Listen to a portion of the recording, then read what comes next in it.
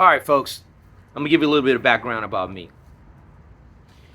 With this channel, I want to point out the fact that when I first started in the business, because it literally turned out to a business, but before all of that, it started out with a dream. It started out with wanting to have something that was impressive. All my businesses basically are a cast off of the concept of being impressive. So what that means to me is that you want to be above average. You want to be able to turn the heads and get somebody to look at you almost from an artistic perspective. The definition of being artistic to me is basically a derivative of somebody that is truly talented, right? So when you see something, you're like, man, I want a piece of that. I wish I could do that. Or it motivates you to want to step your game up to be like that. That's kind of the epitome of being artistic or being talented or, coming with your A game, right? A game is basically something that encompasses, I think, anything that you do. I don't care if you are, specifically talented, let's just say doing glass, for instance, and then you see somebody that is a woodworker and you're like, man, that's tight. And then, well, at least this is how I get motivated. I can see another person doing something with a different medium. I don't care if it's paint to metalworking. And when I see them at the epitome of their A game or what they think it is or the way it is and perception to me, it makes me want to be like, well, what is it that I do that looks like that degree, right? And is there something that I can do to dial up what I do to make somebody feel like I feel in that moment? It's like my background is sales, right? So, I used to always train people that I used to train when I was a sales manager, and I trained them to sell against me because I know how I am. And I know if you're coming with your A game all the time, if you're coming with some unique, perspective, techniques, things like that, you're going to always be setting yourself apart from everybody else. So that's basically kind of like what my mindset is and my background is, right? So I've been in a car game for a while. Been in a car game ever since I got my driver's license way back, and I'm not dating myself, but way back when. I think my my customization mindset started in '92. I started out with '85 Mustang, did some candy paint, and I touched everything about it. I did the candy paint, I did the motor, gears, rims, everything. And then, it was a step beyond. I did the airbrush mural on the front. Some of you guys might know I had a Joker on the front. It was back in my Crenshaw days, right? So for those who don't know what Crenshaw is, that's based here in California, main strip. That's where you basically flaunted your cars or anything that you did custom to your car, be it low rider, you were fast, whatever it was, back during that day on a Saturday or Sunday. All right, case closed on that one. So moving right along, I've been with the customization or the mindset of doing custom stuff for years. Since then, had a '93 Mustang with a Kenny Bell blower on it. Again with the Mustang, I had other projects that kind of got away from me. But the next step was with my Porsche, and so got that in '99. Started touching on it when I originally got it. It was a '75 911S, and so I originally had a 2.7 in it. It sounded all right, but then stepped up. I originally bought into a 3.5 at that time. 3.5 turbo engine, put in that. Went through a few motors actually. Torched through some heads. So I've had a many different challenges with cars, along the way. Stuff that, like stuff that is not cookie cutter process type of stuff. So, I've got my teeth sharpened on a lot of different things, being caught out. And again, this is just giving you my background, my experience with cars, and kind of touching on everything. From interior, exterior, how it runs, kind of getting all the way around it. Now, I am not from, as we call, YouTube University, because when I started, wasn't on YouTube. As I've come along, even when I started the fabrication segment of my world of customization, there was YouTube, but I didn't even know about it. I didn't even know that there were other guys, let's say, like me, right? So here I am. I'm having to try to figure it out all by myself. Um, I didn't know anything about the catalyst, and having to understand the outside temperature can affect your cure rate, the volume that you have in a cup. Until you hear something sizzling in your cup behind you, and you're like, man, what's that sizzling? What's that smell? Oh man, your stuff is catalyzing right in your cup because of the heat and the volume of it. And I haven't been through all that. So really, my storyline is about, if you think it, man, do it. One of my phrases that I came up with is that a bird doesn't need every feather in order to fly. So what that means is, stop sitting around waiting for the perfect time to finish your class, somebody to join you in your thoughts. Man, fly. Just fly. Man, don't be afraid to make mistakes, man. You learn from your mistakes. And they're not mistakes because, you know what? This is what I learned too. I don't care how much experience somebody has. I don't care how many times you may have done something. There always can be flaws, right? And so, and what I mean by that is, when I pass on something, I want to consider myself a bit of a perfectionist. I might see some flaws, but the flaws that I see it to be, you might not see, right? Because my expectation is different, or because I did it. Now, that doesn't mean it's a bad part. That doesn't mean we got to do it over again, right? But they're always, just like you have in diamonds. There's a VVS1, there's a VVS2. There's, those are inclusions. Those are imperfections in that stone. But you really got to have a microscope in order to see that. So I'm just saying to the average guy that has not touched the tools, the chemicals, the whatever you want to do in order for you to do what you want to do, man, just get in it. Because what you might see is not necessarily what somebody else might see, and their expectation might be down here, even though yours is up here. But to them, if it's here, so what? That's their top. Let them have their top. You get it? You can still strengthen your game, but get it out there. Do what you got to do, man, and learn. You see? So, my story is about figuring out something in the backyard, figuring to stay in and forgetting about time, just knowing it's, man, daytime or nighttime.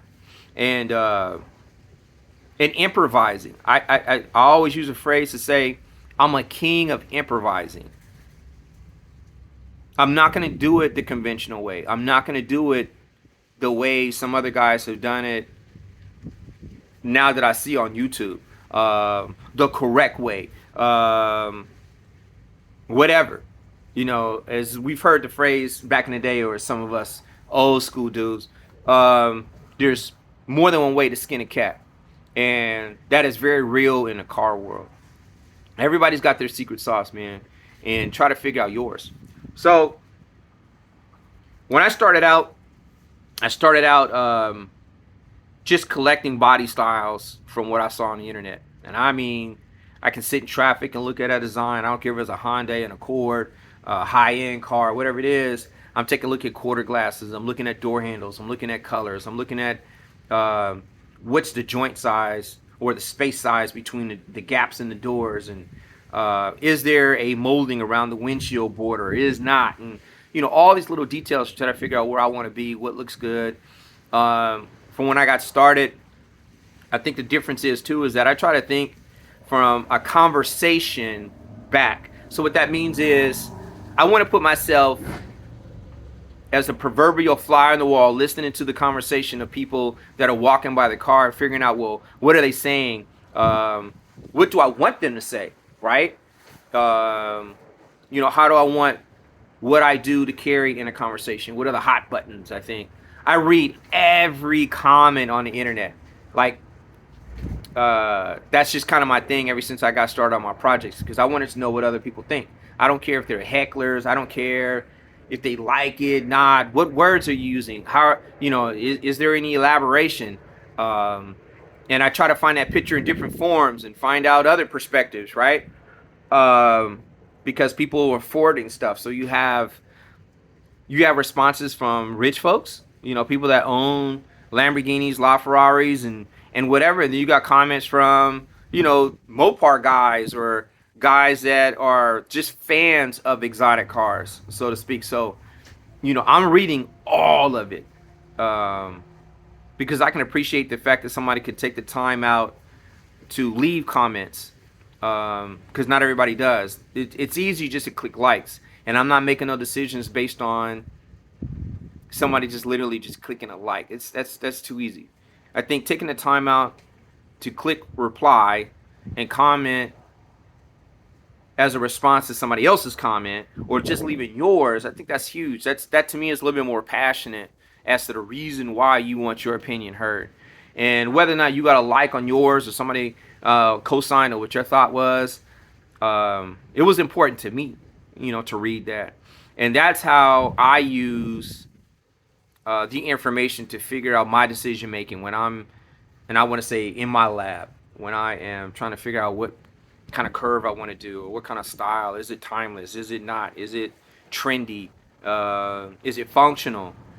And that's just kind of how I go about things. So anyway, this is really a kickoff to let you know a little bit, like I said, about me and why I do what I do. I have been to SEMA probably now every year, I think, for the last 15, 16 years or something like that. Going back this year, I really like seeing, all the new things that are being added to the industry that you typically will not see on a day-to-day. People don't know about it, even though it's a trade show. There's still a lot of things that people don't use, don't incorporate in their cars that I've seen at car shows and stuff like that, which I think, people might just be skipping, or because you go on hearsay, or you got your circle is probably not as vast. You're probably not just, seeing certain things or whatever, or knowing that they're available to you to sharpen your project.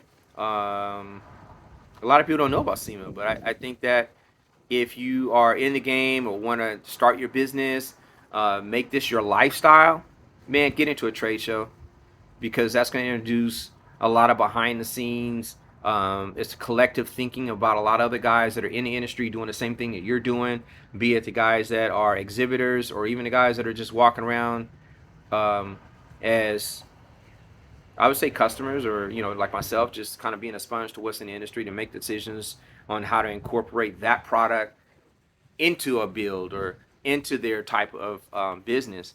Because like I said, it's a trade show. So these are people that are introducing, products to the industry that they feel is innovative, that is new, is a new idea. It just makes sense to be there. It makes sense to be in an atmosphere. So in any case, where am I now? So now I just bought a SLC Superlight, right? It just arrived yesterday, in fact. And so it's been on my to-do list to get this car for a couple years now. I fabricated a body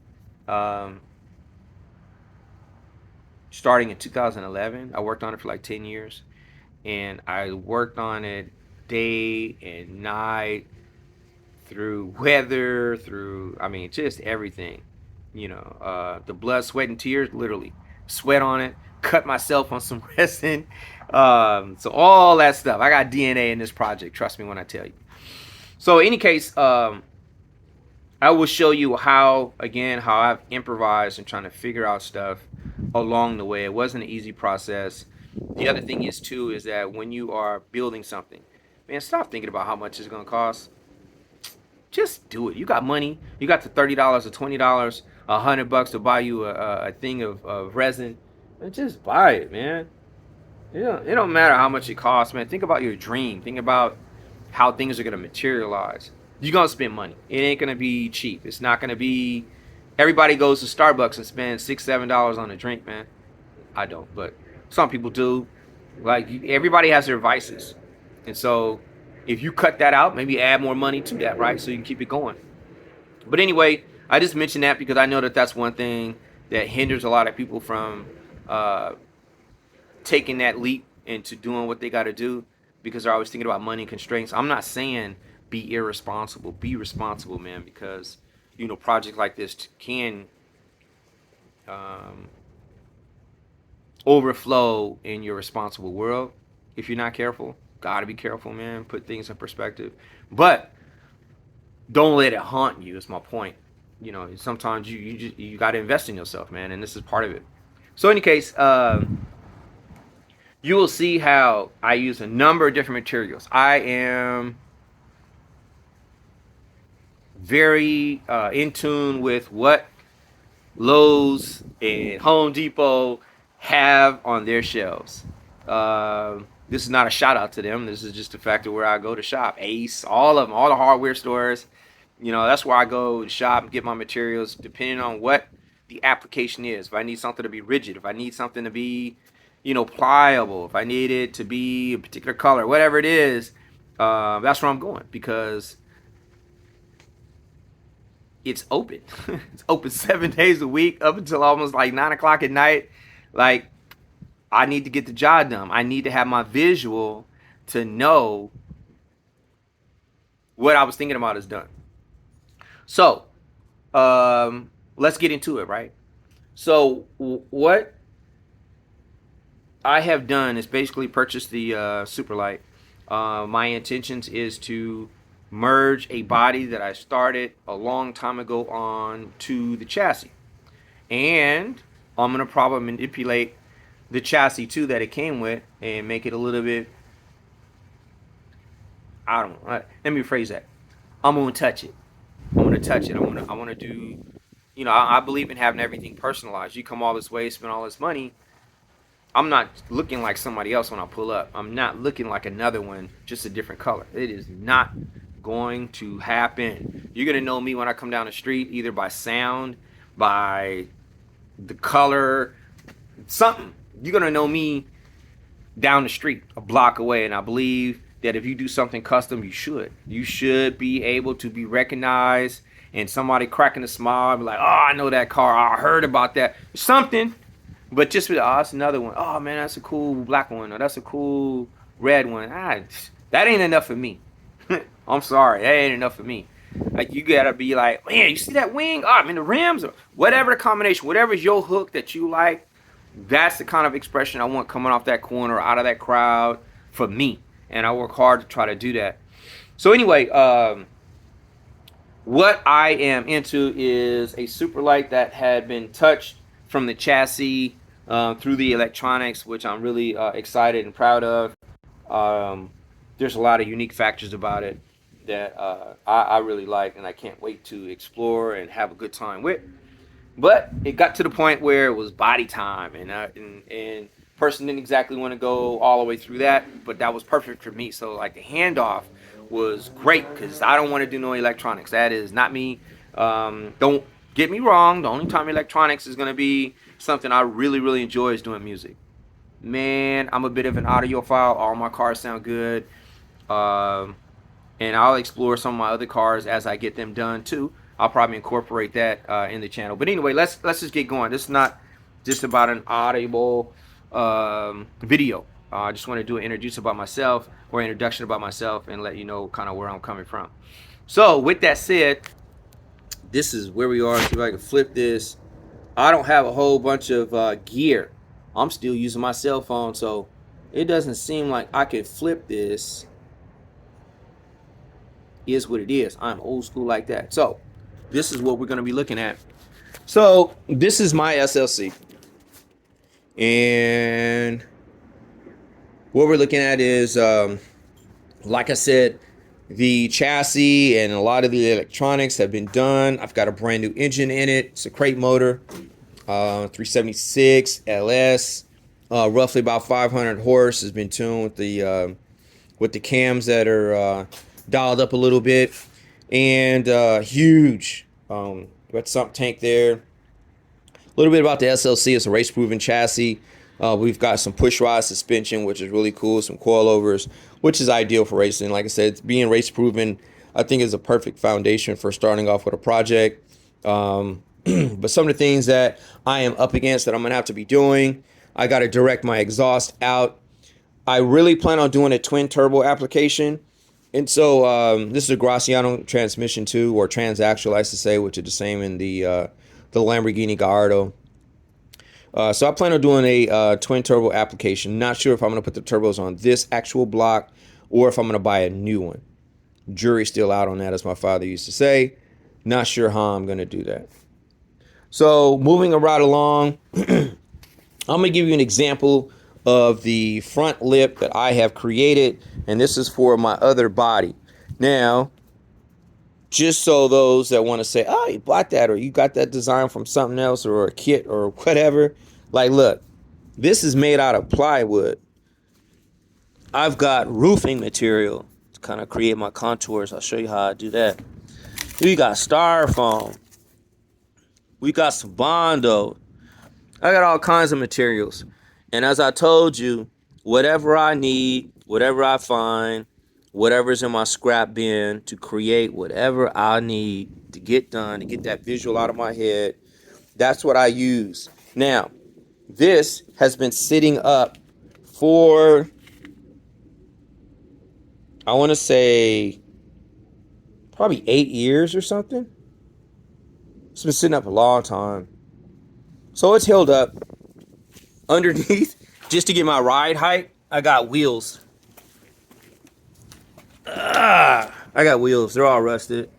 But these are the kind of things I think about in order to, again, get my job done. So those wheels gave me consistent ride height. And it made it real easy. It doesn't roll now, but it made it real easy to roll and put in place. It is really, really wide. I originally made this wide enough for a 3-seater center drive. Can I get that to scoot up? So here's what's crazy, right? This thing actually fits right up under here. Like, can you imagine this? This is something I did 10 years ago. Look at that. Not playing. That's exciting. I mean, that is just way exciting. So I got other parts that I have fabricated, and I'm going to be showing you that. I don't want to spill the beans on my first video. But I plan on really having fun with this, and I hope you guys leave me some comments. I'm welcome to them all. I don't care if you hate something, don't like a color, don't like how I did something. I read it all. I want to take it in and process it. If you got something cool to say, that's cool too. Whatever comments you got, leave them, please. I'm not begging for nobody to subscribe or anything like that. You guys do what you guys want to do. If you feeling the vibe, if you feeling something you can connect with, learn with, whatever, man, do what you want to do. I'm not going to beg and ask you guys to do it. I want you guys to feel passionate about what you want to do and connect with me. I want it to be organic, and we move on together. With that said, I'm excited to get this car started, and really have some really cool content for everybody to learn from. If there's any questions you guys have, this is basically going to be something as much as I can provide or as much as I can do to get you guys going along with my journey with this project, so I can see it driving down the street. I believe nothing should stay in the garage. I'm looking to get out, break, cut, chop, rebuild, whatever I got to do to keep my project going. And I look forward to hearing from you guys soon, man. That's just kind of where I am with it.